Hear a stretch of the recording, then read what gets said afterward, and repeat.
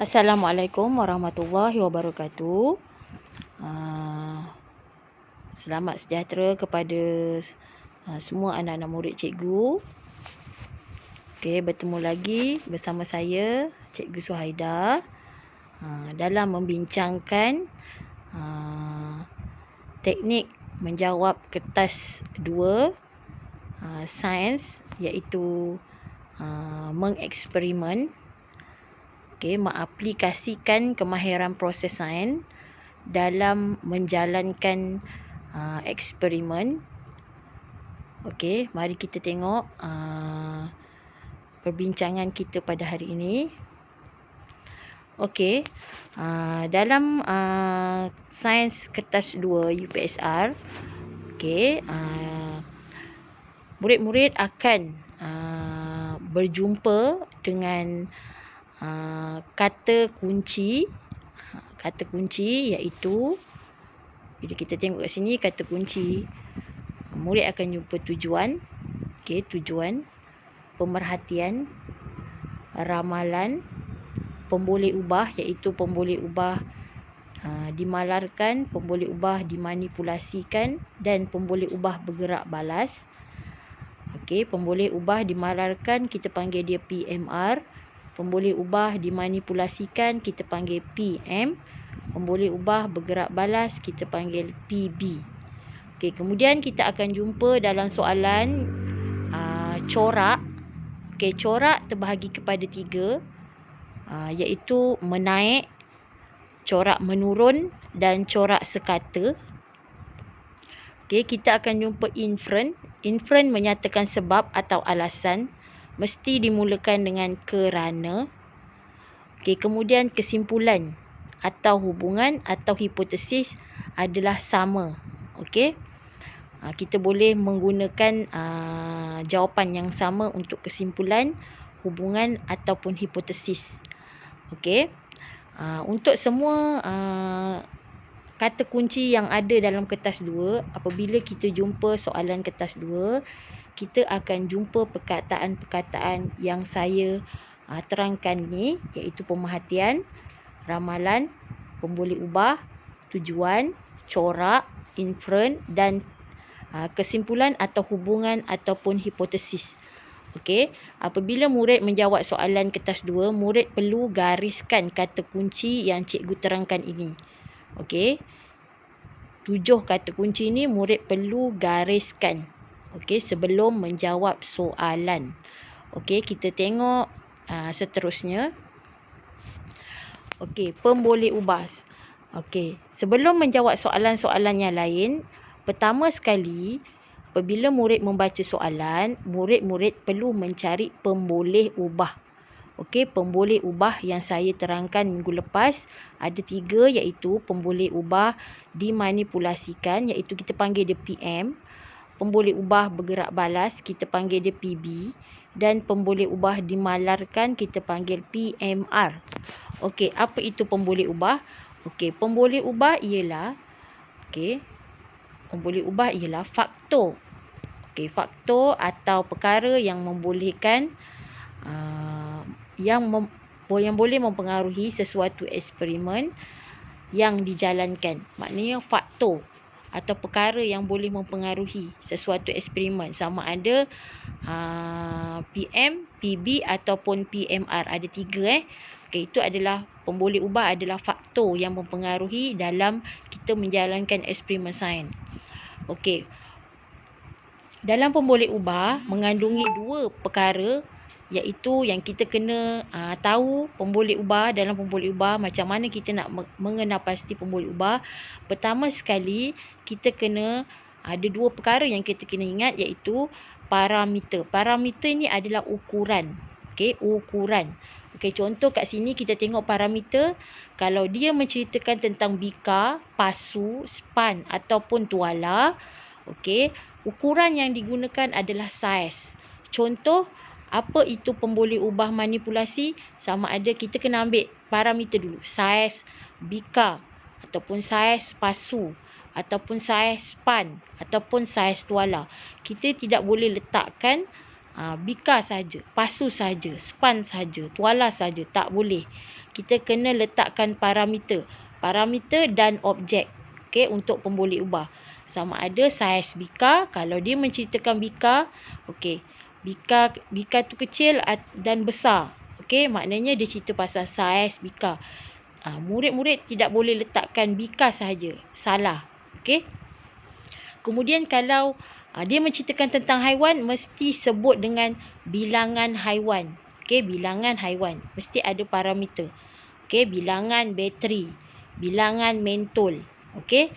Kemudian kalau dia cerita tentang ketinggian, okey, kita tengok gambar tu tinggi dan rendah, kita mesti kena letak ketinggian model ataupun ketinggian anak pokok. Mesti dikaitkan dengan parameter untuk pemboleh ubah. Begitu juga dengan berat. Okey. Parameternya, contoh parameternya kita tengok kat situ, dia menceritakan tentang berat.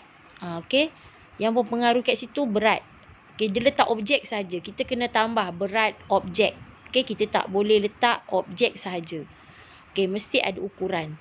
Okey, kemudian isi padu pun sama. Kalau dia menceritakan isi padu, kita kena letak isi padu air ataupun dia cerita pasal minyak, isi padu minyak.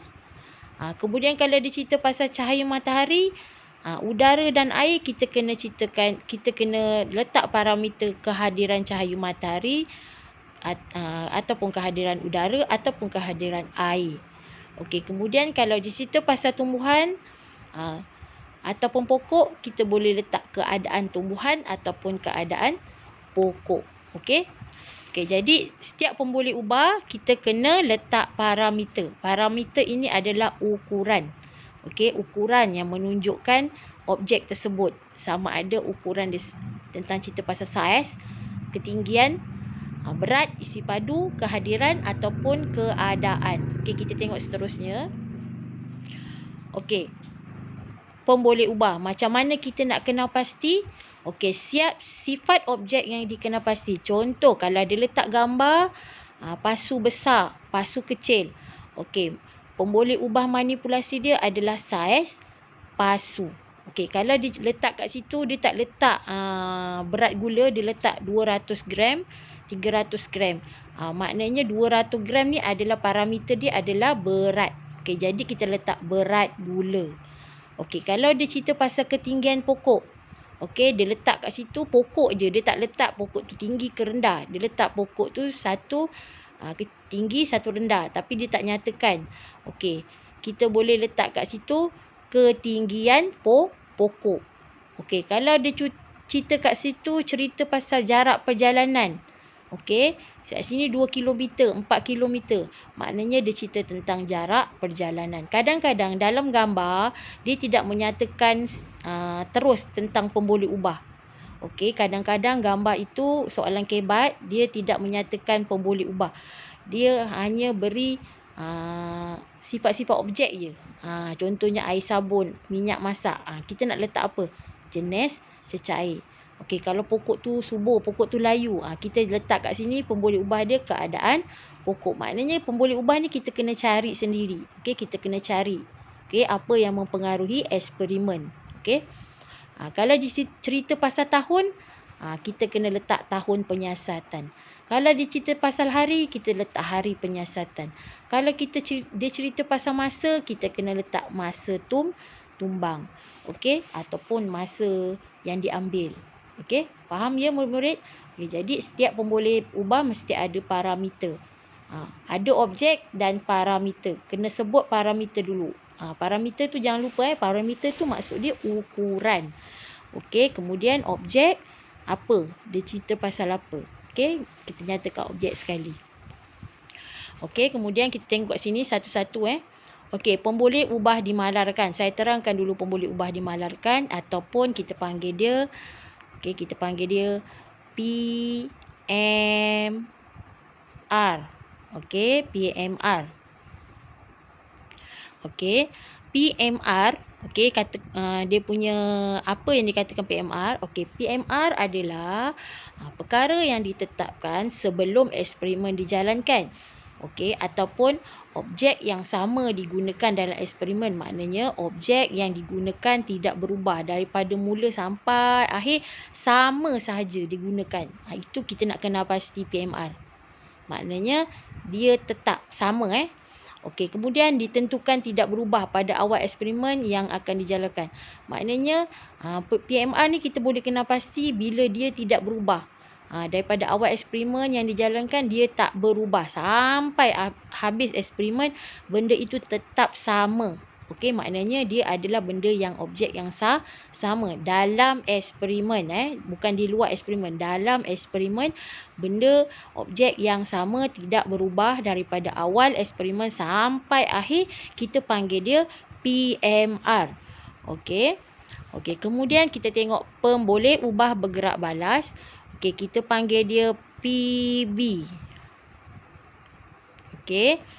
Kata kunci dia adalah PB. Okey. PB ni, pemboleh ubah bergerak balas ni adalah dipengaruhi oleh pemboleh ubah dimanipulasikan. Okey.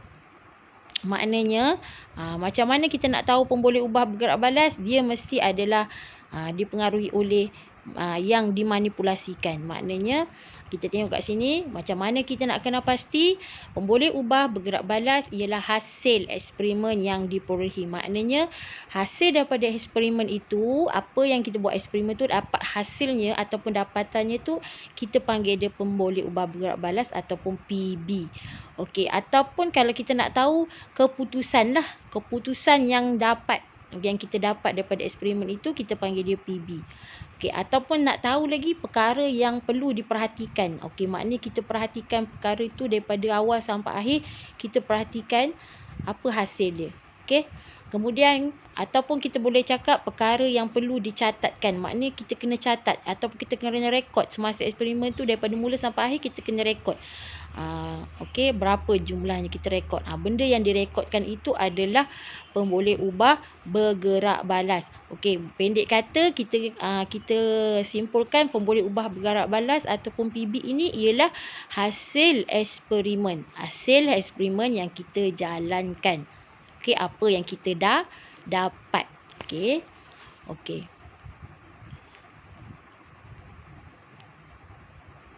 Okey, pemboleh ubah dimanipulasikan. Okey, saya lupa nak masukkan pemboleh ubah dimanipulasikan. Okey, pemboleh ubah dimanipulasikan seperti saya cakap tadi. Okey, saya tak masukkan dalam ni. Adalah PM. Okey, PM ialah pemboleh ubah yang mempengaruhi eksperimen. Maknanya apa yang berbeza, apa yang kita ubah-ubahkan untuk mendapatkan hasil eksperimen. Perkara yang kita ubah-ubah, kemudian daripada yang kita ubah itu mendapat hasil eksperimen, kita akan dapat dapatan dia. Okey, daripada kita ubah-ubah perkara itu, kita dapat hasil dia. Maknanya perkara yang kita berubah atau benda yang berbeza-beza. Okey, minggu lepas saya dah terangkan apa itu pemboleh ubah dimanipulasikan. Murid-murid boleh tengok macam mana saya terangkan pemboleh ubah manipulasi ataupun PM. Okey, ini adalah salah satu contoh soalan yang saya berikan pada murid. Modul yang saya bagi. Okey, dalam modul itu dia hanya menjawab soalan tentang pemboleh ubah dan tujuan sahaja. Okey. Ini adalah salah satu contoh muka surat 1 dalam modul yang saya bagi. Okey, murid-murid nanti boleh rujuk. Okey, macam mana kita nak mengenal pasti, kita nak menjawab soalan pemboleh ubah dan soalan tujuan. Okey. Okey, kita tengok topik 1. Okey, topik. Sebelum kita nak menjawab soalan, kita kena kenal pasti tajuk. Dalam gambar ini, tajuk apa dalam sains? Topik sains yang kita belajar daripada darjah 3 sampai darjah 6. Okey, dia menceritakan tentang keperluan asas. Okey, keperluan asas, sebab kita nampak kat sini ada lapisan minyak. Maknanya dia ceritakan tentang keperluan asas. Okey, iaitu haiwan memerlukan udara. Okey, bila kita letak sini maknanya udara tak ada kan. Jadi bila udara tiada, berduduk ini akan mati. Okey. Okey, jadi kita tengok kat sini macam mana kita nak kenal pasti pemboleh ubah PM dan PB. PM, PB dan PMR. Macam mana kita nak kena pasti? Okey, pertama sekali bila kita dah kena pasti tajuk, kita baca soalan. Okey, raja di bawah menunjukkan 15 ekor berudu dalam sebuah bekas berisi air dengan lapisan minyak menutupi permukaannya. Okey, jadi kat sini macam mana kita nak tahu apa yang diubah-ubah, apa yang mempengaruhi eksperimen adalah masa. Okay, kat sini masa dia 15, 30, 45, 60. Benda yang mempengaruhi masa. Maknanya disebabkan masa ini, bilangan berudu itu akan mati. Okey. Jadi kita tengok kat sini, biasa kalau keluar jadual begini, okey. Biasa yang pertama ini biasanya adalah PM ataupun boleh ubah dimanipulasikan, tajuk yang pertama. Okey. Biasa tajuk yang kedua ataupun yang terakhir adalah hasil kan, hasil eksperimen. Okey, jadi hasil eksperimen ini adalah PB. Okey, bila kita tengok kat sini, bila keluar jadual begini, kita senang nak jawab soalan PM, PB dan PMR. Tapi bila dia keluarkan gambar saja, kenyataan saja, kita kena cari PM, PB, PMR sendiri tanpa jadual. Okey, jadi kat sini 15 ekor berudu saja dia siasat. Okey. Dia hanya siasat 15 ekor berudu. Okey, 15 ekor berudu saja. Okey, jadi kat sini PM dia adalah masa, PB dia adalah bilangan berudu yang mati dan PMR dia benda yang sama tak berubah daripada awal eksperimen sampai akhir adalah kuantiti air dia. Kuantiti air dia sama saja. Ataupun lapisan minyak dia. Okey, dia guna lapisan minyak yang sama daripada awal masa eksperimen sampai akhir. Okey, adalah PMR. Okey, jadi kat sini dia cakap dua maklumat. Okey, murid-murid kena tahu pemboleh ubah dan maklumat adalah benda yang sama. Kadang-kadang dia tak letak pemboleh ubah. Okey, bila dia tak letak pemboleh ubah, dia letak maklumat, sama saja. Dia sebenarnya nak cari pemboleh ubah. Jadi dia minta dua sahaja pemboleh ubah, iaitu dia minta dua maklumat saja. Maknanya kita kena nyatakan maklumatnya PM dan PB ataupun PMR. Kita kena letak dua saja. Kalau dia nak dua, kita kena pilih. Okey, kita kena pilih sama ada kita nak letak PM, PB ataupun PMR. Dia nak dua sahaja. Okey, jadi kat sini bila kita dah cari kat atas ni, kita dah baca soalan, kita dah cari PM, PB dan PMR. Okey, barulah kita boleh jawab soalan-soalan di bawah ini. Okey, pertama sekali nak jawab soalan, kita kena jawab soalan pemboleh ubah dulu. Okey, walaupun soalan pemboleh ubah tu dekat D.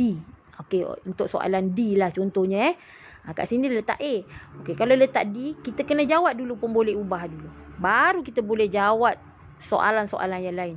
Bila kita tak dapat pemboleh ubah ni, kita tak boleh nak jawab soalan lain. Sebabnya pemboleh ubah ini adalah perkara yang kita gunakan untuk menyiasat kajian kita, untuk kita menjalankan eksperimen. Bila kita dah tahu pemboleh ubah, kita boleh jalankan kajian kita dan kita boleh jawab soalan-soalan yang lain. Okey, kat sini kita dah dapat PM, seperti yang saya cakap tadi. Kalau jumpa jadual ni, biasa yang atas ini adalah PM. Kena tengok kalau dia berubah-ubah. 15, 30, 45, 60 dia berubah kan. Okey, kalau contoh dia letak 15, 15, 15, 15, maknanya itu bukan PM. Itu adalah PMR. Maknanya benda yang sama daripada awal sampai akhir tak berubah, itu adalah PMR. Tapi benda yang berubah-ubah, yang berbeza-beza, yang menyebabkan hasil eksperimen yang mendapatkan boleh menyebabkan kita dapat hasil daripada hasil eksperimen tu disebabkan oleh perkara tersebut, itu kita panggil dia PM. Maknanya perkara yang mempengaruhi pemboleh ubah bergerak balas. Maknanya dia mempengaruhi. Okey, adalah PM. Okey, kemudian kita tengok bila kita dah dapat PM, PB dan PMR. Okey, kita jawab soalan tujuan. Tujuan ni adalah sama dengan tajuk. Okey, tujuan ni adalah sama dengan tajuk. Okey, apakah tujuan soalan B? Tujuan dia apa? Okey, mesti kata kunci untuk tujuan adalah untuk menyiasat hubungan di antara. Mulakan dengan apa? Okey, untuk menyiasat hubungan di antara. Mesti mulakan dengan itu, perkataan itu. ayat itu. Untuk menyiasat hubungan di antara PM. PM ni saya letak je kat sini. Anggap ini adalah teknik dia. Sebenarnya nanti kita tak perlu letak perkataan PM ni dengan PB ni. Kita hanya letak PM dia apa kat sini, kita dapat masa yang diambil. Kita buang PM ni, kita letak untuk menyiasat hubungan di antara masa yang diambil. Ini adalah teknik cikgu. Macam mana kita nak letak PM tu kat mana? Dekat sini masa yang diambil dengan PB. PB ni kita letak kat sini. Bilangan berudu yang mati. Nanti kita bila menjawab soalan, kita kena letak, kita kena buanglah perkataan PM dengan PB ni. Ini adalah panduan sahaja. Macam mana kita nak jawab soalan tujuan untuk menyiasat hubungan di antara masa yang diambil dengan bilangan berudu yang mati. Kena letak PM dulu baru letak PB. Kita tak boleh letak PB dulu kat sini baru PM. Kena ikut urutan. PM dulu baru PB. Nanti murid-murid boleh jawab soalan yang ini saya dah bagi contoh dan murid-murid boleh jawab. Cuba cari. Ini satu lagi soalan. Ini satu soalan lagi. Dia menceritakan tentang sekumpulan murid telah mengumpul maklumat tentang jumlah makanan yang diperlukan berdasarkan jenis-jenis haiwan. Jadual di bawah menunjukkan keputusan penyiasatan itu. Jadi kat sini dia dah bagi jadual. Bila dah bagi jadual dia senanglah. Saya cakap tajuk yang pertama biasanya PM. Hasil dia biasanya hujung. Makanan yang diperlukan, jumlah makanan yang diperlukan sehari. Kita kena letak parameter kat sini kalau kat sini haiwan-haiwan kita letak jenis. Kalau kat sini makanan yang diperlukan sehari, maknanya kita kena letak jumlah makanan yang diperlukan sehari. Jumlah adalah parameter. Kemudian dia letak kat sini burung, jenis-jenis sebab berbeza-beza haiwan yang jenis dia berbeza-beza menyebabkan makanan yang diperlukan sehari pun berbeza. Jadi yang ini adalah yang mempengaruhi eksperimen, yang ini adalah hasil eksperimen. Jadi cikgu cakap kalau yang mempengaruhi eksperimen adalah PM, hasil yang kita dapat adalah PB. PMR-nya apa? Kat sini dia tak nyatakan. Dia tak minta. Tapi dia tak minta, kita boleh letaklah tempat penyiasatan. Mungkin dia kaji penyiasatan ini dikaji dalam zoo ke tempat yang sama. Dalam zoo, dalam kandang dia letak. Jadi kita letak kat sini tempat penyiasatan. PM dia jenis haiwan, PB dia jumlah makanan yang diperlukan sehari, PMR dia tempat penyiasatan. Kat sini dia letak haiwan, saya letak jenis. Jenis adalah parameter yang tadi saya cakap. Mesti letak ukuran dia, jenis. Yang ini kat sini tulis makanan yang diperlukan sehari. Kita tak boleh tulis makanan yang diperlukan sehari saja. Kita kena letak jumlah. Jumlah adalah parameter. Faham ya murid? Kemudian kita letak kat sini. Tengok sini soalannya, yang soalan A. Maklumat. Bila dia cakap maklumat, kita kena letak PM ataupun PB. Dia cakap lah dua maklumat, maknanya kena letak PM dan PB. Macam mana? Boleh tak letak PMR? Boleh. Boleh. Kalau dia nak PM, dia nak PB, kita kena letak lah. Tapi kalau dia tak cakap PM PB, dia nak dua maklumat je, dia tak minta PM PB, kita boleh letak PM ataupun PMR ataupun PB. Kita boleh pilih. Untuk soalan tujuan, macam seperti yang sebelum ini, kita letak kat sini kata kunci yang cikgu ajar untuk menyiasat hubungan di antara. Ini adalah panduan je PM. PM dia apa? Jenis haiwan. Masukkan jenis haiwan dengan PB dia apa? Jumlah makanan yang diperlukan sehari. Itu saja untuk soalan tujuan ataupun tajuk. Tujuan ni sama dengan tajuk jadi kat sini kita cuma masukkan saja. Jadi kata kunci dia untuk menyiasat hubungan di antara apa PM dia dengan apa PB dia. Mesti letak PM dulu baru PB. Faham je murid kita tengok soalan satu lagi. Ini soalan cerita tentang yeast. Apa yang menyebabkan yeast itu kembang? Kita baca sini. Zainal menjalankan satu penyiasatan untuk mengkaji kesan yeast ke atas dough. Kuantiti yeast yang berbeza dimasukkan ke dalam dough Q, R, S dan T. Raja menunjukkan ketinggian dough selepas 20 minit. Maknanya Okey, kat sini selepas 20 minit doh itu akan meninggi. Ketinggian doh selepas 20 minit adalah hasil. Okey, hasil kita letak PB. Okey. Sorry. Okey, hasil ni ketinggian dia. Okey, kita adalah PB. Okey, kalau PM dia apa cikgu? Okey, kita tengok kat sini PM dia. Okey, awak tengok kat sini yeast. Ini adalah kuantiti yeast ni adalah yang menyebabkan ketinggian doh itu tinggi ataupun rendah. Okey, jadi kuantiti yeast ni adalah yang mempengaruhi eksperimen. Maknanya dia mempengaruhi eksperimen. Okey, jadi bila dia mempengaruhi eksperimen, dia adalah kita panggil dia PM lah. Ataupun kalau kita tak jumpa, kita cari kat sini. Kuantiti yeast yang berbeza. Berbeza ni benda yang berbeza-beza. Jadi kita dah nampak kat sini. Kat sini pun dia ada cakap kuantiti yeast. Jadi kuantiti yeast ni adalah PM. Perkara yang mempengaruhi hasil eksperimen. Okey. Kemudian PB kita dah dapat ketinggian. Okey, ketinggian ni parameter, doh adalah objek. Kuantiti yeast adalah objek, kuantiti adalah parameter. Okey, jadi parameter ni kita kena letak. Okey, PMR ni adalah jenis doh. Kita gunakan doh yang jenis doh yang kita nak buat jenis doh yang samalah.